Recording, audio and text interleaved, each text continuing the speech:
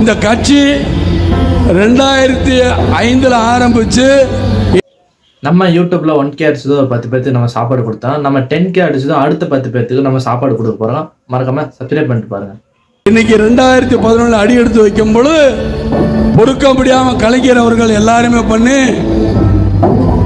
என்னுடைய கல்யாண மண்டபத்தை அடிச்சார். எல்லா பிரிட்ஜையும் போய் திறக்கிற ஒரு ஆளுக்கு முந்தி கலைஞர் திறந்தான். அந்த பிரிட்ஜை மாத்திரம் திறக்கல, எல்லாரும் போயிட்டாங்க. அப்படி இருக்காங்க. அதுல எங்க போனாலும் ஆக்சிடென்ட்.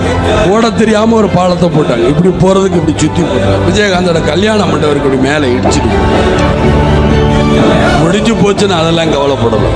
ஸோ அதுலயும் என்னை நஷ்டப்படுத்தினாங்க.